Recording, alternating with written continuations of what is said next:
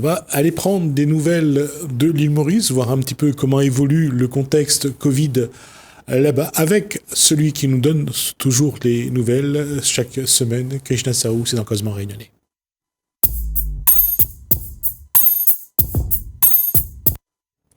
Bonsoir Krishna Saou. Bonsoir Jismi, bonsoir à tout le monde. J'allais dire qu'à chaque fois, est-ce que ça... On rappelle que le contexte s'est beaucoup dégradé à Maurice. Oui. Que le confinement a été remis en place ou pas?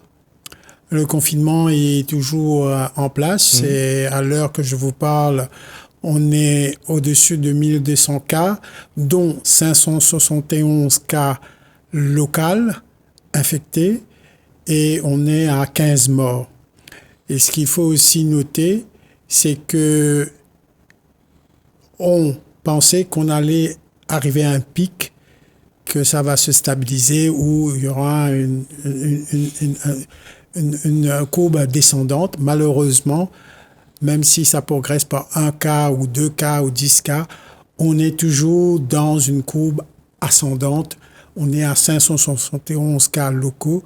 Donc, la situation se complique.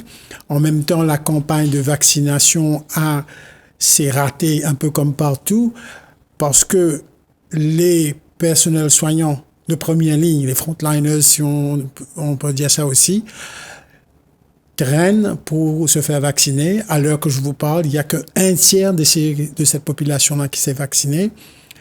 Et donc, on se retrouve avec des doses, et donc, on patauge un petit peu partout, au lieu de... On le voit aussi en France, hein, l'AstraZeneca aujourd'hui est très contestée.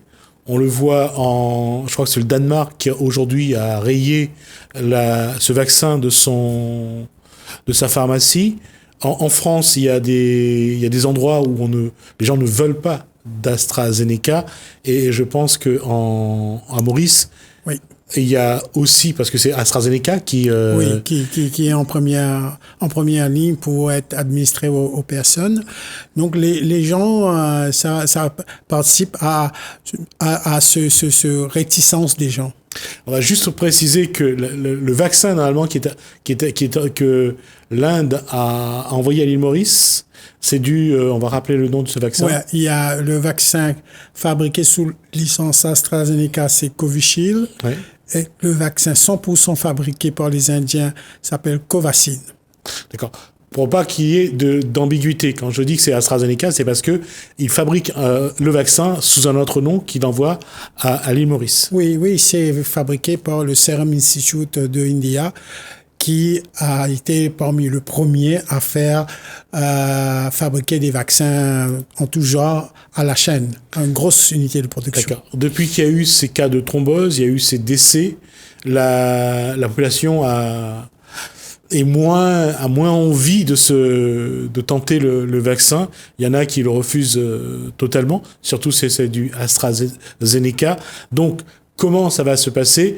Aujourd'hui, ils ne vaccinent que ceux qui ont plus de 55 ans avec le AstraZeneca. En dessous, il faudra quand même trouver une... Oui, et puis sur le marché, on n'achète pas aussi facilement des Pfizer, des Moderna. Et malheureusement, Johnson & Johnson aussi a été pointé du doigt pour de soucis de thrombose. Donc on va rappeler que le vaccin de Johnson & Johnson n'a pas pu vraiment sortir des États-Unis, et que il va retarder donc le déploiement de ces vaccins, parce qu'il y a eu quelques cas assez dramatiques, donc de femmes qui sont mortes. Voilà, après la vaccination. Donc c'est un contexte difficile également pour l'île Maurice. Oui, difficile pour l'île Maurice, difficile pour l'économie de l'île Maurice.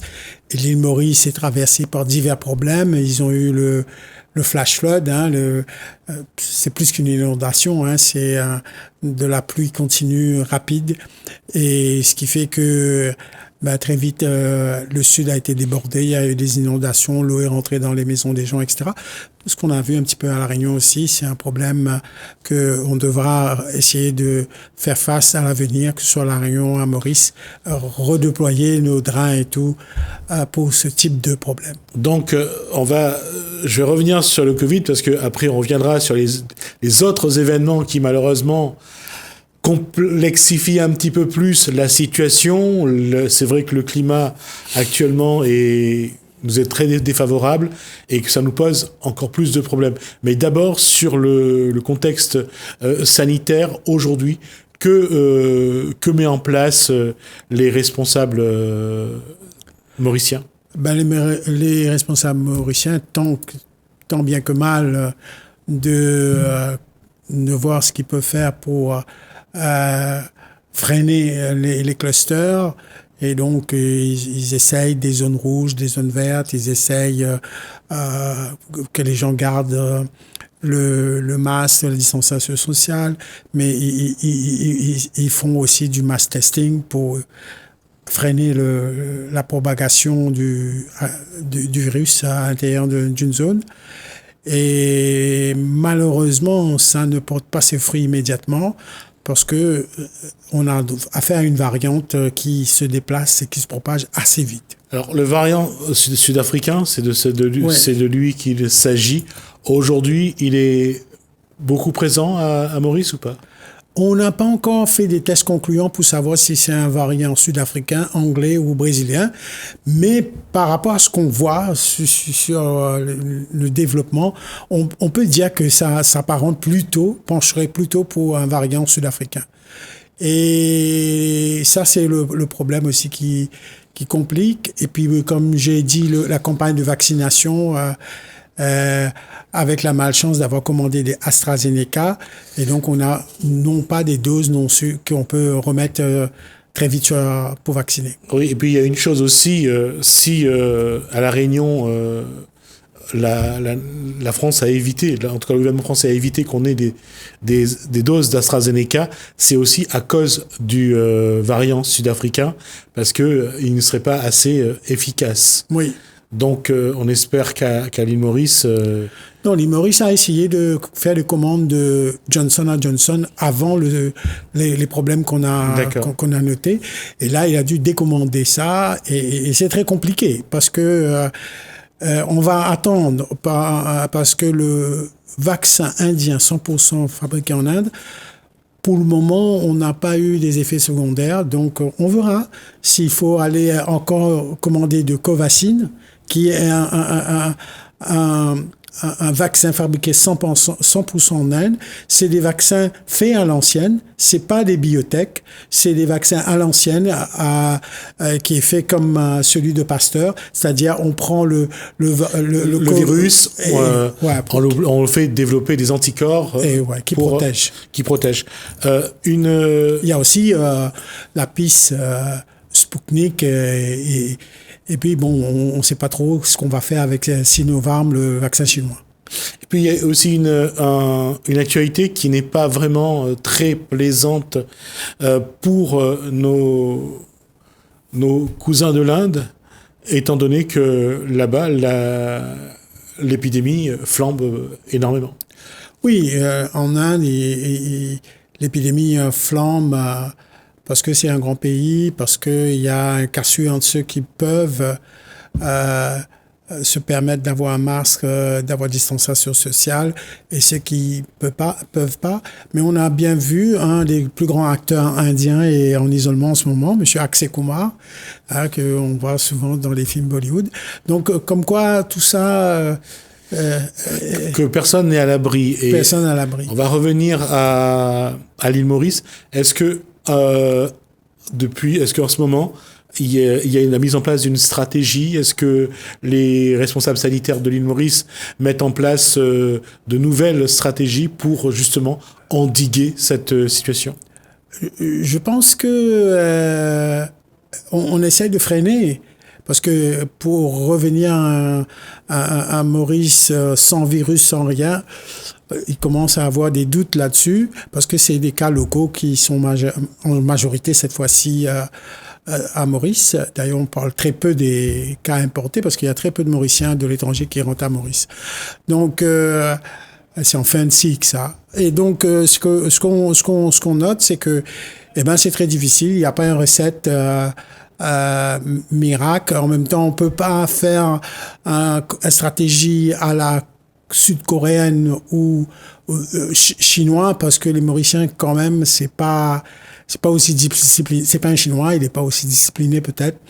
Donc, on fait comme on peut, en espérant que on arrivera peut-être par le biais de vaccin de s'en sortir, comme beaucoup d'autres pays. Comment les Mauriciens, de manière générale, avec les informations que vous avez, vivent aujourd'hui cette situation? Il y a les Mauriciens qui sont comme des gens un peu partout dans le monde qui voient pas le danger, etc., qui font un peu n'importe quoi. Il y a le Mauricien qui comprend, qui se confine, qui prend des mesures lui-même un petit peu plus strictes. Il y a les Mauriciens qui sont paniqués, il y a des Mauriciens qui sont perdus, il y a qui ne comprennent rien. Et donc, et peut-être que on aurait dû faire plus de pédagogie. Et donc, ce qui se passe, c'est que le Mauricien, la santé, ça commence à devenir quelque chose de très, très, très important pour eux, qui met en avant. Donc, ça se voit quand on a eu les problèmes des dialysés, etc., qui ont été retrouvés négatifs ou positifs. La gestion de ce groupe spécifique a été problématique au départ. Donc, on sera à l'avenir beaucoup plus exigeant des hôpitaux, des soins, etc. Les gens commencent à prendre conscience que, voilà. Quand on parle santé, on a vu le problème des dialysés. Il y a malheureusement cet événement dramatique qui a eu ces 2 bébés qui n'ont pas été accouchés vivants. Oui. Malheureusement, on voit que quand même les hôpitaux commencent à connaître quelques faiblesses. Je pense que c'est bien que vous avez abordé les 2 bébés, c'est-à-dire les morts-nés, des enfants qui sont morts étouffés dans le ventre de la maman ou juste après. Pour parler du cas qui a fait écho dans les médias rayonnais, celui du bébé qu'on a dit que la tête s'est sortie, etc. Par le siège. Ouais. Donc ça, c'est un problème courant et c'est un problème récurrent, reconnu par OMS, le problématique des enfants nés, c'est-à-dire ça peut se passer avant, pendant ou après l'accouchement. Il faut bien faire la distinction entre les enfants morts-nés et les fausses couches. Il y a tout un délai de 15 semaines, de 22 semaines pour classifier tout ça. Et donc, ça peut être 3 raisons. Ça peut être dysfonctionnement de l'hôpital, ça peut être le fait anodin d'un sage-femme ou d'un gynécologue, ça peut être le fait des choix qui ont été faits césarienne ou pas césarienne, le délai, l'attente. Ça peut être aussi le problématique interne à la maman. Dans ce cas précis, la maman est diabétique et diabétique, souvent, ce type de problème peut arriver. Et aussi, ça peut être le problème du bébé lui-même qui, parce que ses organes sont encore très faibles, il se peut que lui-même, il a été mal nourri ou on ne sait pas. Donc, il y a 3 facteurs et il ne faut pas tirer des conclusions très vite.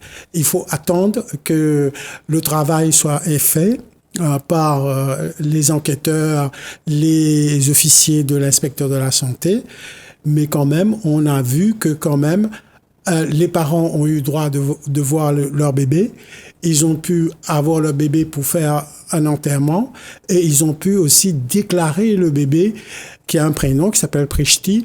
Donc, le bébé a une personnalité juridique. Donc, c'est un enfant mort-né, c'est pas un enfant sans vie ou un enfant en vie mais pas viable, etc. Il y a différentes catégories et on voit que la loi mauricienne n'est pas non plus très éloignée de la France et on voit que c'est un problème qui est dans tous les pays et peut-être il faut que nous coordonnons nos efforts et nous développons plus des solutions communes dans différents pays parce que c'est un problème qui touche tout le monde dans n'importe quel pays.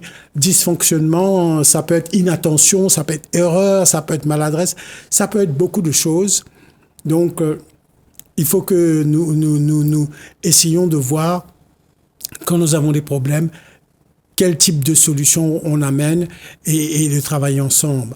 Parce que c'est bien de noter les difficultés des autres pays, mais moi, j'ai parlé à une dame récemment, et elle m'a dit, tu sais, il y a beaucoup de choses qui ne marchent pas à Maurice, mais j'aime bien qu'à Maurice, quand j'ai fait des courses, c'est par ordre alphabétique. Donc, vous savez, il y a des bonnes choses, il faut balancer. Comment les personnes que vous côtoyez à Maurice vivent un petit peu de cette situation entre le Covid, les problèmes de santé des structures hospitalières. Comment c'est ressenti au sein de la population? Oui, c'est vrai que comme partout, il y a une espèce de panique, de surcharge des hôpitaux qui doit répondre à plusieurs problématiques, des retards d'opérations un petit peu partout. Et on a aussi les frontliners, les policiers qui commencent à être stressés. On dit burn-out parce qu'ils n'arrivent plus à tenir la cadence. Et donc, là, c'est vraiment un moment très difficile à passer. Comme je vous dis, un moment où tout vient en même temps, le problème d'inondation, le problème de Covid, de vaccination, un peu de malchance, et le problème des hôpitaux avec les bébés, les problèmes des bébés ou des dialysés ou des problèmes d'autres gens qui vont dans les hôpitaux. Donc, il faut pas faire d'amalgame, il faut essayer de rester calme et trouver des solutions adéquates. Je ne cherche pas à faire d'amalgame, mais je veux savoir comment la population vit tous ces moments-là. Ben, justement, c'est la population qui fait l'amalgame en criant que le ministre de la Santé démissionne et il y a des dérapages. Et quand une société commence à déraper, à perdre la raison et à être dans l'émotion, c'est l'effet domino, ça enclenche d'autres problèmes. Donc, et puis le gouvernement n'est pas très aussi je dirais, responsive, parce qu'il est en train de continuer un programme électoral, alors qu'il fallait peut-être les mettre au frigo et avoir un programme adapté, nouveau, pour qu'il en prenne compte le Covid. Par exemple, il y a une loi qui fait beaucoup de débats en ce moment, où la police intercepterait tous les contenus échangés entre personnes privées sur Facebook, sur Twitter, sur Messenger, sur WhatsApp, sur Google Meet, sur Zoom et tout. Et donc, ça panique un petit peu les gens parce que les gens sont confinés, s'ils n'arrivent pas à communiquer. Et puis, c'est peut-être le moment aussi de laisser un petit peu les gens libres sur ces réseaux-là, parce que ces gens-là, ils peuvent ramener des informations pour corriger, pour rectifier la stratégie Covid. L'information aujourd'hui est contrôlée ou pas? L'information, les fake news est punie d'amende et de prison. D'accord. Mais si le gouvernement va avec ce projet de loi et qui n'a pas sa place en ce moment, ce sera peut-être un goutte d'eau de trop, parce que si tu demandes des gens confinés et les gens ont du mal à s'échanger et puis se sont tout le temps, je dirais, espionnés, mais surveillés plutôt par la police, la police de l'Internet, comme on dit. L'opposition au pouvoir ou M. Lorette, aujourd'hui, ils réagissent à ce qui se passe ou pas? Oui, ils réagissent de la mauvaise façon en faisant de la politique populiste ou essayer d'avoir un gain politique là-dessus, de dire il faut foutre le gouvernement dehors, mettre le gouvernement dehors, destituer M. Pravin Jagnot, le Premier ministre. Donc, c'est peut-être pas le moment et réclamer des élections générales. Vraiment, c'est du tout et n'importe quoi. Donc, ça n'arrange personne. Et il y a quelques personnes qui essayent dans ce marasme à donner la voie de la raison. Il nous faut un Gandhi, quelque part. Et justement, comment les observateurs, ceux qui regardent, et surtout dans un contexte politique qui mène vers les prochaines échéances. Comment ça se passe? Est-ce que l'opposition, j'allais dire, est un peu plus offensive? Non, l'opposition n'aurait pas dû être offensive. Elle aurait dû être dénoncée, mais constructive. Et malheureusement, et si ça continue comme ça, les investisseurs vont quitter Maurice, les touristes vont moyennement venir à Maurice, et ça va jouer sur l'image paradisiaque et joyeux que Maurice a bénéficié depuis très longtemps. D'accord. Donc, ce qui veut dire qu'aujourd'hui, c'est toute l'île Maurice qui doivent se serrer le coude pour essayer de trouver des solutions. Oui, et surtout ne pas... c'est un moment difficile parce que il y a, comme je vous ai dit, il y a tous les problèmes au même moment. Et il ne faut pas non plus prendre des petits problèmes en faire une cause nationale comme cette histoire avec les bébés. D'accord. Les monnaies, ça existe. On n'a pas des preuves irréfutables que c'est la faute du gynécologue ou du sage-femme. Donc tout ça va... D'accord. Prendre le temps d'abord de regarder. Il faut du fait divers devenir des... Voilà. On ne peut pas en faire tout un problème national de règlement de compte. De règlement de compte et de créer des psychoses parmi la population. Et en même temps, envoyer des mauvais signes à l'étranger. Parce que le truc de bébé, ça a été repris par les journaux rayonnais ou autres journal dans le monde. Et on peint un tableau assez ridicule parce qu'on dit un bébé décapité à Maurice.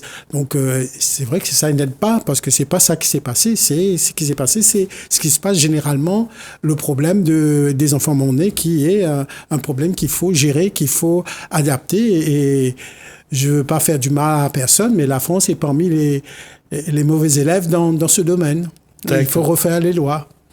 Merci Christian Sao pour ces informations-là. On verra un petit peu la semaine prochaine comment ça évolue, voire surtout au niveau Covid, comment l'île Maurice prend les mesures pour... si on arrive à inverser la tendance. Voilà, si on arrive justement à inverser la tendance. Vous voyez, on est beaucoup moins ambitieux cette fois-ci. On dit inverser la tendance. Merci Christian Sao, merci à vous de nous avoir suivis.